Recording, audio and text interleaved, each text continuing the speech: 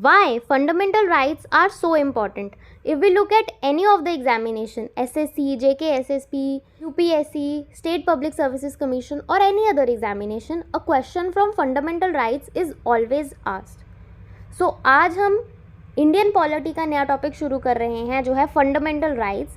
But before that I welcome you all to your own channel Aram Badhyay. I am Ritika Sharma. So let's begin the fundamental rights, which consist in part 3 of our Indian Constitution, and in part 3 we have articles from 12 to 35. The fundamental rights are the basic rights that are necessary for the overall development of the individuals. Fundamental rights वो एक basic rights हैं जो हर एक individual की overall development के लिए ज़रूरी हैं.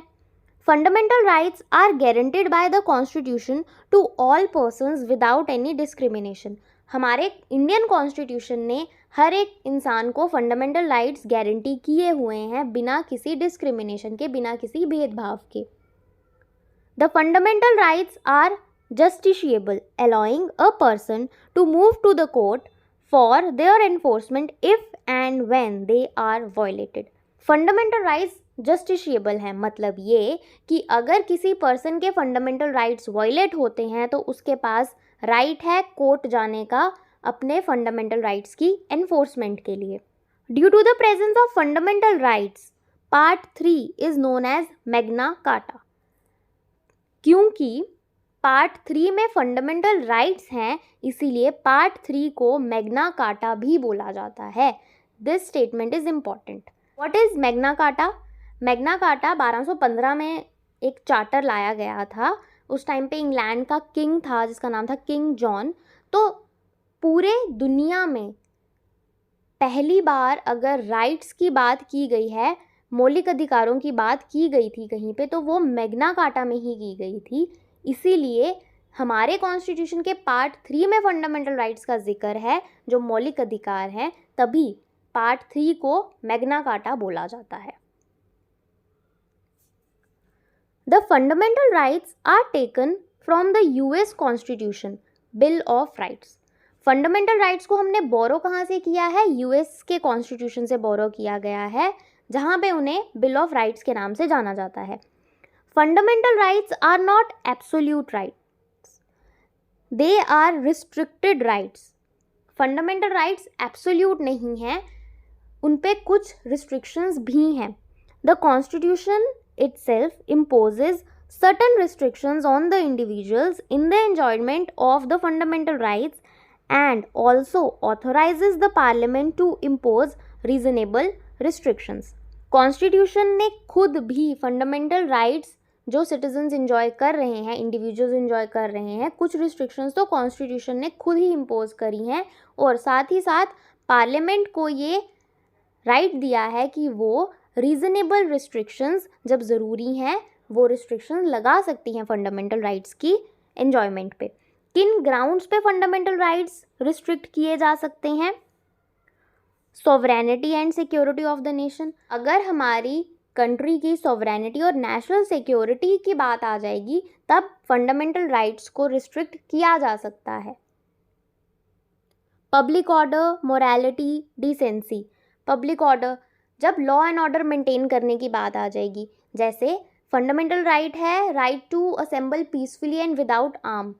ये वाला राइट हम आगे पढ़ेंगे, आर्टिकल 19 में मेंशन है. ऐसे तो हमारे पास राइट है कि हम पीसफुली असेंबल हो सकते हैं बिना हथियारों के, लेकिन जब सेक्शन 144 इम्पोज होता है जिसको आम भाषा में हम कर्फ्यू कहते हैं, उस टाइम पे लोगों की पीसफुल असेंबली पे भी रिस्ट्रिक्शन होती है कि एक लिमिट से ज़्यादा लोग इकट्ठे नहीं होने चाहिए हैं. इस टाइम पे हम लॉ एंड ऑर्डर मेंटेन करने के लिए किसी के फंडामेंटल राइट्स को रिस्ट्रिक्ट कर सकते हैं. फिर promotion of wellbeing of weaker sections in society including women, children, SC, STs and OBC.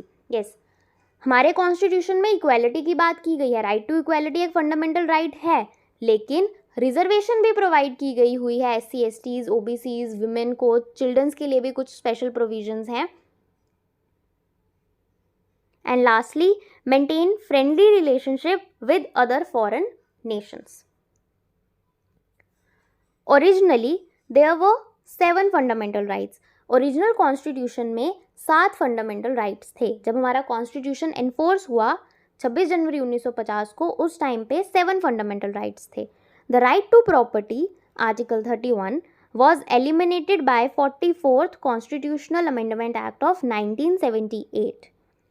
Right to property को एलिमिनेट किया गया, हटाया गया 44th Constitutional Amendment Act of 1978 से। This statement is very important. Right to property article 31 में था, जो पहले फंडामेंटल राइट्स की लिस्ट में था, लेकिन उसको 44th कॉन्स्टिट्यूशनल अमेंडमेंट से 1978 में हटा दिया गया। Right to property is now a legal right under article 300A। Presently right to property fundamental right ना होते हुए एक लीगल राइट है, एक कानूनी अधिकार है अंडर आर्टिकल 300A। अब राइट टू प्रॉपर्टी पहले तो पार्ट 3 में था, अब 44th अमेंडमेंट से 1978 में जो हुई उससे 300A आर्टिकल में शिफ्ट हो गया है। और 300A आर्टिकल आप मुझे बताओगे कि कौन से पार्ट में मेंशन होगा? गेस कर सकते हो, क्योंकि हमने tricks to remember parts of Indian constitution की वीडियो में ये देखा था कि part 12 deals with property, finance, contracts and suits. So ये जो आर्टिकल 300A है right to property, presently part 12 में है, ना कि पार्ट 3 में। प्रेजेंटली कितने फंडामेंटल राइट्स हैं? 6। कौन कौन से? Right to equality article 14 to 18, right to freedom article 19 to 22, right against exploitation article 23 to 24, right to freedom of religion article 25 to 28, cultural and educational right article 29 to 30, right to constitutional remedies article 32। 31 क्यों नहीं है यहाँ पे? क्योंकि आपने देख लिया कि राइट टू प्रॉपर्टी हटा दिया गया है फंडामेंटल राइट्स की लिस्ट से। यहाँ पे आर्टिकल 14 से शुरुआत हो रही है राइट टू इक्वालिटी की, लेकिन पार्ट 3 में तो आर्टिकल 12 से शुरू हो रहे हैं। तो पहले हम ये देख लेते हैं कि आर्टिकल 12 और 13 क्या कहते हैं। Article 12 definition of state. State शब्द फंडामेंटल राइट्स में कई बारी मेंशन होगा, कई बारी हमको देखने को मिलेगा। आर्टिकल 12 ने डिफाइन कर दिया है कि स्टेट की डेफिनेशन में क्या आ सकता है। It defines a state as the government of India, parliament, state government, state legislature and all the local bodies such as panchayats and municipalities and even private bodies comes under the definition of state, but it is decided by Supreme Court from case to case basis.